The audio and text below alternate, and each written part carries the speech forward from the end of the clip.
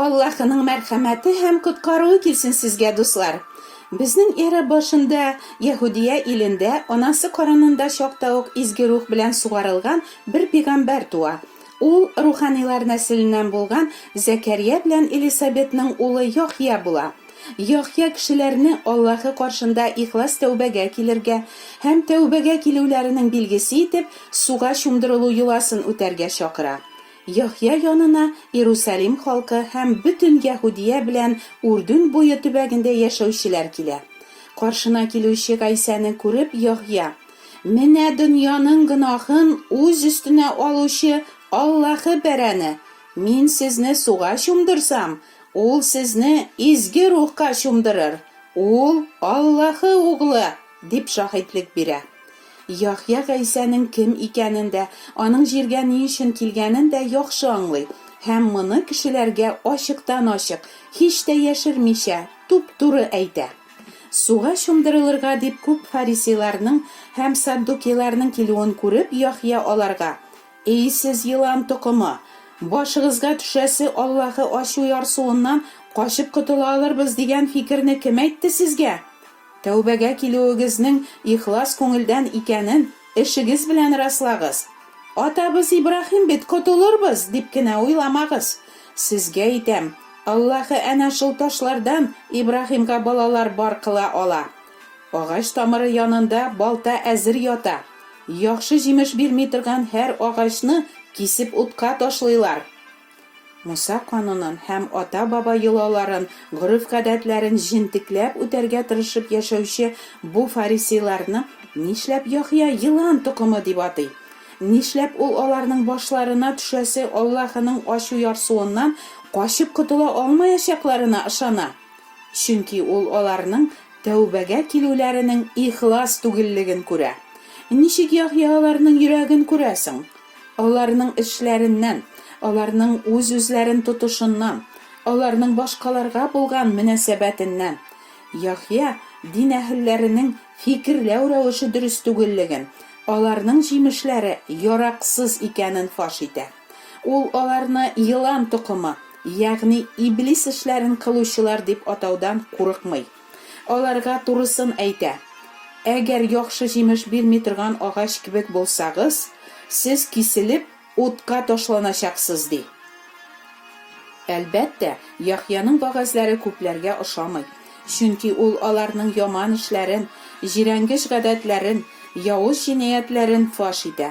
Нигә Яхья башка дин тотучылар кебек Аллаһының исемен авыздан төшермәскә, яттан озын-озын дугалар кылырга, төрле канун кагыйдәләрен, ата-баба йолаларын һәм гореф-гадәтләрен үтәргә тырышып яшәргә генә өйрәтми? Чөнки Яхья ялганны һәм икейөзлелекне нәфрәт итүче, изге рух белән сугарылган чын Аллаһы пәйгамбәре була. Аллаһы пәйгамбәре кешеләргә үзе һәм ата-бабалары дөрес дип исәпләгәнне түгел, Аллаһы өйрәткәнне һәм Аллаһы әйтергә кушканнарны сөйли. Ул кешеләрнең үзен читкә тибүләреннән, хурлауларыннан, нәфрәт итүләреннән курыкмый. Бары Аллаһыдан гына курка. Яхья хәтта патшаны да гөнаһта фаш итә. Хирут үзенең бер туган кардәше Филиппның хатыны Херодиягә өйләнү сәбәпле: "Сиңа бер туган кардәшеңнең хатыны белән яшәргә ярамый", ди ул аңа. Яхьяның тәкъва ва изге кеше икәнен белгән Хирут аңардан курка һәм аны һаман яклап килә иде. Яхьяның сүзләре патшаны борчыса да, ул аны рәхәтләнеп тыңлый иде, дип укыйбыз изге язмада. Әйе, Яхьяның сүзләре күпләргә килеп кадала, аларны борчый. Патша Яхьяга карата яхшы мөнәсәбәттә булуга һәм кайчакта аны рәхәтләнеп тыңлауга карамастан, "Сиңа бер туган кардәшеңнең хатыны белән яшәргә ярамый" дигән сүзләрне ул инде күтәрә алмый. Яхьяны кулга алып, зинданга утыртып куя. Яхьяның сүзләре бигрәк тә Херодиягә ошамый. Херодия Яхьяга ачу саклап, аны үтертергә тели, әмма бер ни эшли алмый иде, дип язылган Аллаһының сүзләрендә. Әйе шул, сезгә ошар идеме, әгәр ирегездән аерылып, башкага кияүгә чыккан өчен сезне зиначы дип санасалар? Яисә Kimgadir yaxshi qarash, ikkinchi birovga salqin qarash ko'rsatganingiz uchun sizni ikiyuzli deb atasalar. Qo'shiqda biguk durusin aytmaganingiz uchun siz yılan tuqumi deb aytsalar, sizga bo'shar edimi? Albatta, kishilar to'g'risini aytganni yoratmaylar. Bu bitolarning shin yuzini osha. Har kim o'zin yaxshi kishiga hisobli, ham boshqalarning da uning turida yaxshi kishi deb o'ylavin tili. Shinanda biz baribizda qora ishli, yomon o'yli, yovuz qadatli, tuzata olmaslik buzuq kishilar. Buni men aytmim, Alloh so'zi shulay deydi. Alloh so'zi kishini fosh etadi, gunohlarini qoldirirga, Allohga toba burilirga undi. Agar sen o'zingni xoman, men shista ko'ngilli yaxshi kishiman, boshqalar kebek tugilman desing ekan, sen ali qorong'ilikda Allohning aytganlarini qarshilik ko'rsatib yashovchi, damoqqa ketashagingni anglamovchi beshara bir bandasing. To'g'ri aytgan tug'anina yoramagan dilar xalqda. Ayyi, bu shulay. Lekin shin payg'ambar kishilarga to'g'risini aytir uchun, haqiqatni yetkirir uchun Alloh tarafidan qo'yilgan da bit. Chunki gunohlarni nafrat etmisha, ularni qoldirmisha, shin tavbada imonda bo'lmay. To'g'risini aytib fosh etuv, kishini tubansitu, uni ranjitu, uni hurlikqa qoldirish uchun tugil. Kishi tuzalsin, haligi yovuzligini qoldirib, Allohga qo'shgancha yashay boshlasin uchun. Zira kishi o'git nasihatni keri qoqmay, shilta so'zina quloq soluvchi aql jiya. Agar gunohlaringni ko'rishga tilamaysan, ularni turlicha yashirirga, oqlanirga tirishasan ekan, xoman ularni yoratasan, ularga birikkansin, ularni toshlarga o'ylamaysan ekan, sen Allohga qo'shganlarga bo'ysunirga, xulqingni, odatlaringni, munosabatlaringni o'zgartirga tilamaysan.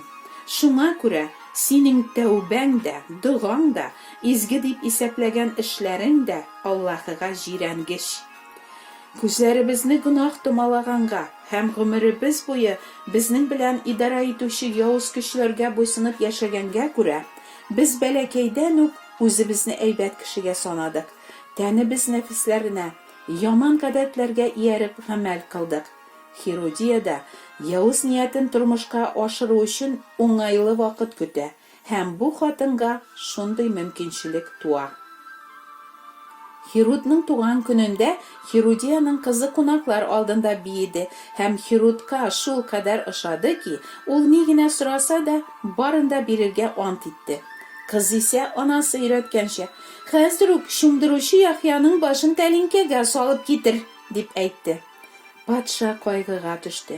Ammo qo'noqlar oldinda aytilgan ont haqina qizning tilagini o'targa ham zindonda Yahyoning boshini kestirishga deb amr berdi.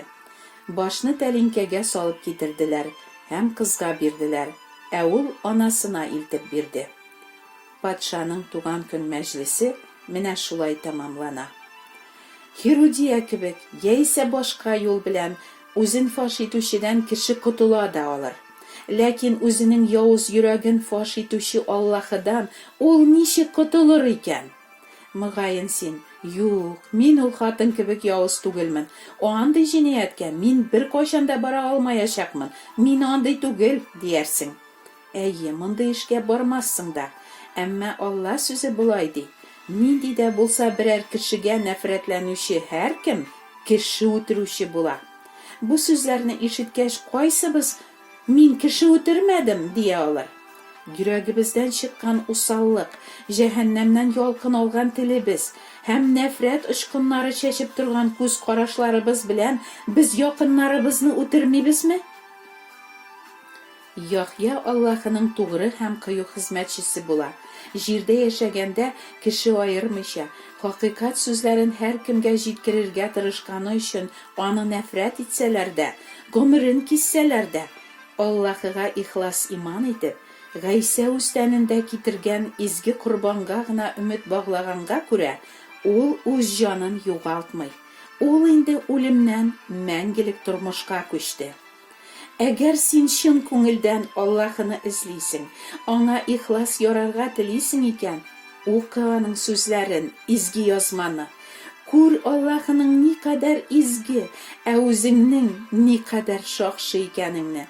Үкен, сыкран, оял, йыла гөнаһларың өчен. Җимерелсен минлегең, усаллыгың, уй-фикерләрең, карашларың, кыйммәтләрең, холкың, гөнаһлы мөнәсәбәтләрең. Тәүбәң ихлас булса, эшләреңә, савапларыңа таянмыйча, Аллаһының Гайса аркылы китергән саф корбанына, аның мәрхәмәтенә генә өметләнсәң, гөнаһларың кичерелер һәм ул сиңа мәңгелек тормыш бирер. Гайсәнең синең өчен түккән каны йөрәгеңдәге бар шакшылыгыңны юып, сине кардан да аграк итәр. Шул чакта Аллаһы баласы булу хокукын алырсың һәм үлемнән тормышка күчәрсең. Амин.